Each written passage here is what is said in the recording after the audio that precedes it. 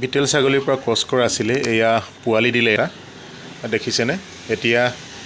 মোৰ দাদাজনে গাখীৰ খিয়াব মোৰ দাদাৰ ঘৰত পালিছে আসলতে এয়া দেখিছেনে এই খিয়াই আছে মোৰ দাদাই সুন্দৰভাৱে খিয়াই আছে দেখিলেনে আমি গৰু গাখীৰ যেনেকৈ খিয়াও ঠিক তেনেকুৱা ধৰণেই খিয়াব লাগে আৰু তেনেকেই ওলাইছে আসলতে এয়া দেখিছে আপোনালোকে বিটেল লগত ক্ৰছ কৰা ছাগলী এয়া মাক এটা পোৱালি দিলে প্ৰথম পোৱালি দিছে এয়া দেখিছেনে ইমান ধুনীয়া সুন্দৰ পোৱালি কেটা আৰু এয়া চকচোন বাৰু আপোনালোকে ভালদৰে চক ইমান ধুনীয়াকৈ ৰৈ দিছে গাখীৰ খিয়াবৰ কাৰণে আৰু প্ৰথম আজি ছাগলীৰ গাখীৰ চাহ খাম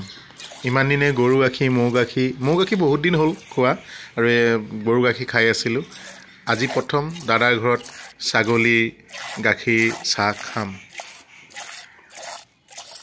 আৰু ইতিমধ্যে খিয়াই আছে এয়া দেখিছেনে গৰু গাখীৰ থাকি অকণমান ডাঠ হয় আৰু চাহৰ টেষ্টটো অলপ বেলেগ বেয়া নহয় ভাল যিহেতুকে আমি গৰু গাখীৰ খাওঁ গৰু নাখাওঁ আৰু আমি ছাগলী মাংসও খাওঁ গতিকেলৈ ছাগলী গাখীৰ খোৱাতনো কি বেয়া কথা আৰু ছাগলী ঘি বনালে এইটো 1000 টকা ঠাই বিশেষে গুৱাহাটীত 1000 টকা আসলতে ঘিটো বহুত ভাল হয় গতিকেলৈ নাজানো কোনে কোনে খাই পাইছে আপোনালোকে জনাবচোন এয়া ছাগলী গাখীৰ চাহ খাম আজি এয়া দেখিলেনে একমক হ'বলৈ গৈ আছে একমক হ'ব এতিয়া দাদাজনে ইমান সুন্দৰভাৱে খিয়ালে আসলতে এই একমক হৈ গৈছে দেখিলে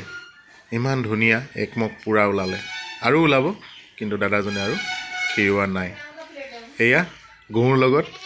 ছাগলী গাখীৰ চাহ ধন্যবাদ।